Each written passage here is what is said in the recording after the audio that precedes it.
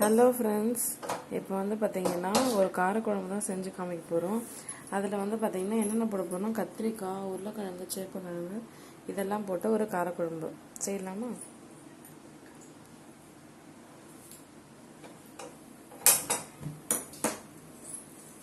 First case on பண்ணிக்கலாம்.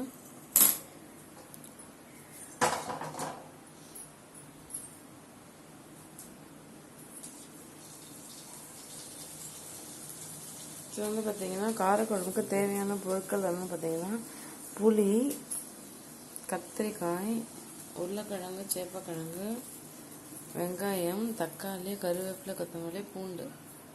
ஓகேங்களா? இப்போ கடாயெல்லாம் காஞ்சிருச்சு. எண்ணெய் ஊற்றுறோம். சமையல் எண்ணெய் ஒரு 3 டீஸ்பூன் ஊற்றிப்போங்க. நல்லா எண்ணெய் சூடாகட்டும். கடுகு போட போகிறோம்.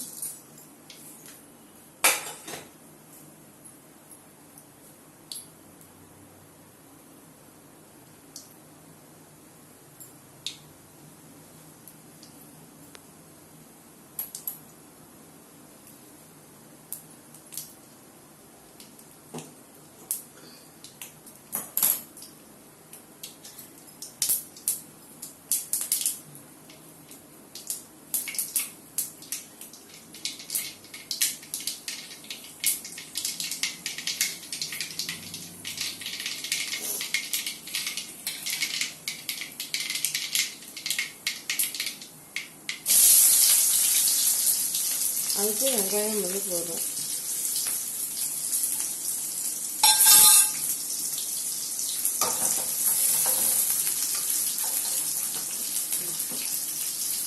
இது நல்லா வதங்கணும்னா சால்ட் லைட்டாக ஆட் பண்ணிக்கலாம்.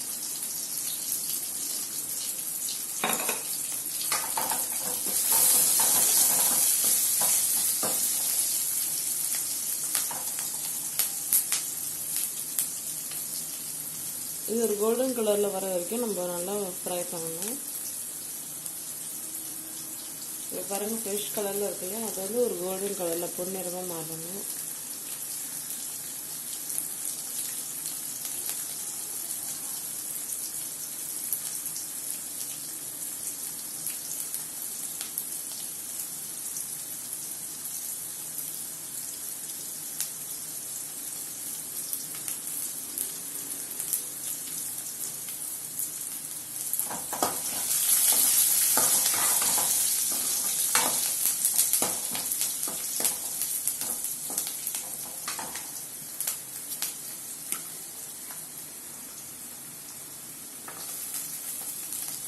பூண்டையும் போட்டு நல்லா வதக்கலாம்.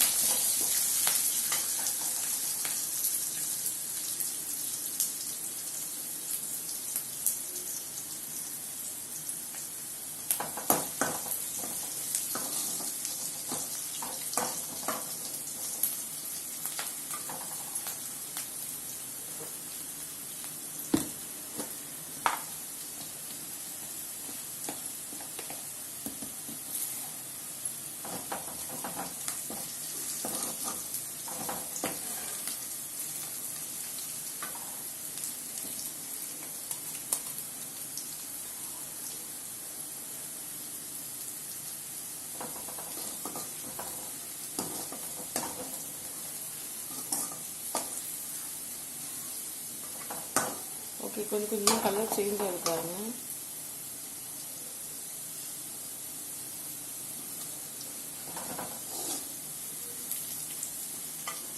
ஓகே, இப்போ வந்து பார்த்தீங்கன்னா தக்காளி ஆட் பண்ணிக்கலாம்.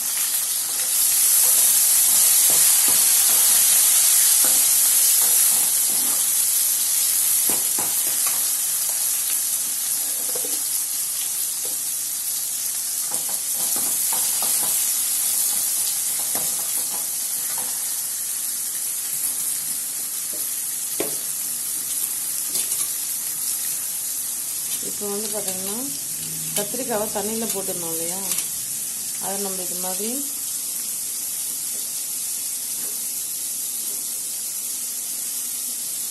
தண்ணியிலேருந்து எடுத்து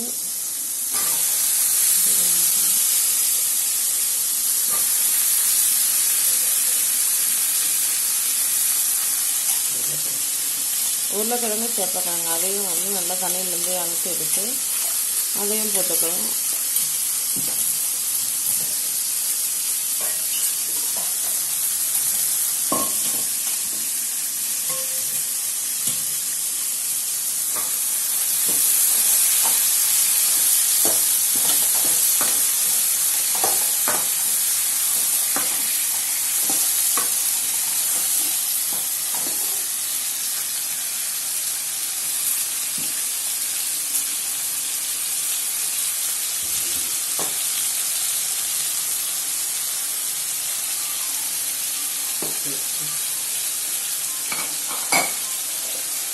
நெக்ஸ்ட்டு தேவையான உப்பு போடுறோம், கல்லுப்பு.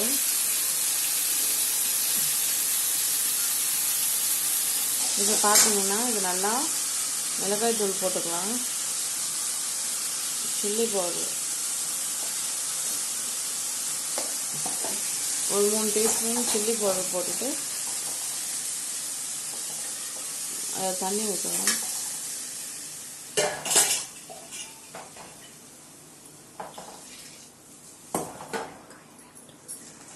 தண்ணி ஊற்றிட்டு ஒரு 5 மினிட்ஸ் விட்டிங்கன்னா காயெல்லாம் நல்லா வெந்துடும். அது வேகிறதுக்காக இப்போ தண்ணி ஊற்றி வச்சுருக்கோம். அந்த தண்ணிலேயே வந்து பார்த்திங்கன்னா அந்த காயெல்லாம் வெந்துடும். அது வெந்து ஒரு 5 மினிட்ஸ் கழிச்சு இந்த புளி தண்ணியை வந்து நம்ம கரைச்சி விட்டுடலாம்.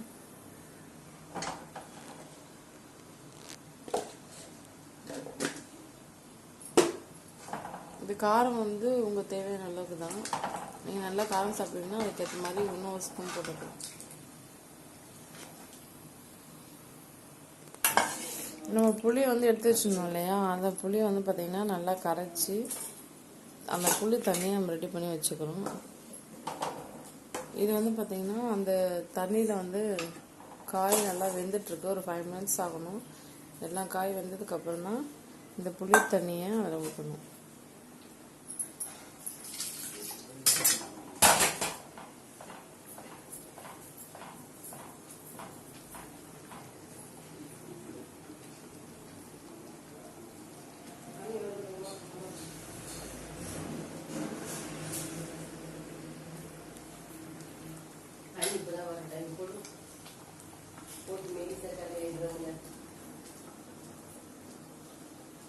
ரொம்ப கம்மியாக இருந்தது.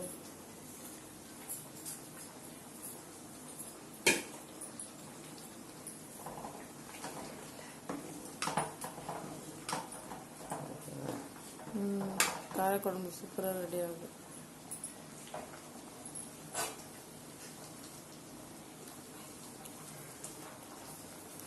ஃப்ரெண்ட்ஸ், உங்களுக்கு காரக்குழம்பு பிடிக்குமா? கமெண்ட் செக்ஷனில் கமெண்ட் பண்ணுங்கள். எத்தனை பேர் இது மாதிரி காரக்குழம்புலாம் சாப்பிட்ருக்கீங்க? இது மாதிரி கத்திரிக்காய் காரக்குழம்பு இந்த புளியெல்லாம் ஊற்றி மிக்ஸ் பண்ண உடனே செம்ம டேஸ்டாகிடும். உங்கள் வீட்லேயும் இதே மாதிரி சமைச்சு ட்ரை பண்ணிவிட்டு எப்படி இருந்துச்சுன்னு சொல்லுங்கள். அப்புறம் நிறைய பேர் இந்த வீடியோஸ்லாம் பார்க்குறீங்க, சப்ஸ்கிரைப் பண்ணலை. ஸோ சப்ஸ்கிரைப் பண்ணிக்கோங்க.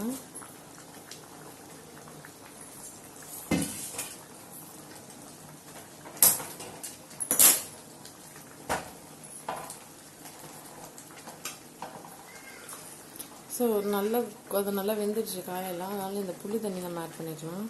கரைச்சி வச்சுருந்த புளி, இந்த புளி கரைச்சல் இருக்கு இல்லையா, அதை நல்லா ஃபில்ட்ரு பண்ணி வச்சிடணும்.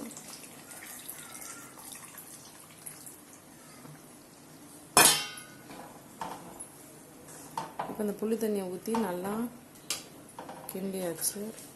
ஃபைனலாக கருவேப்பிலை கொத்தமல்லி தூவி விட்டுறோம்.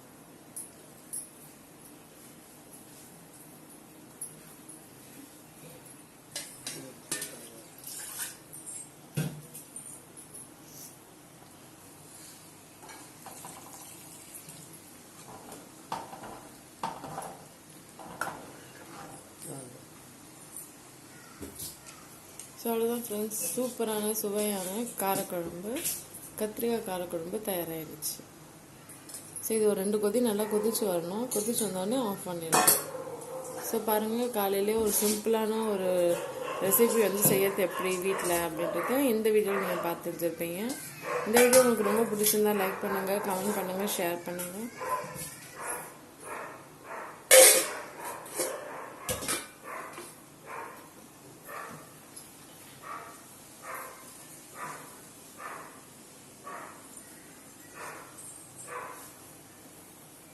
ஏற்கனவே காயெல்லாம் ரொம்ப வெந்துடுச்சு. இப்போ அந்த புளி தண்ணி ஊற்றி ஒரு 2 கொதி வந்துட்டாலே போதும்.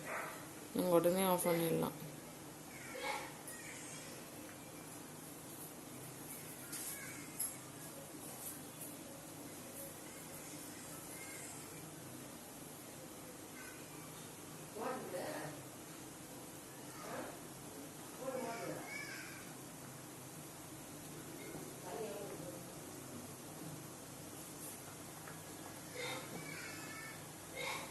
தமிழ்நாட்டில் இது மாதிரி காரக்குழம்பு அடிக்கடிக்கு எல்லாருமே செஞ்சு சாப்பிடுவாங்க.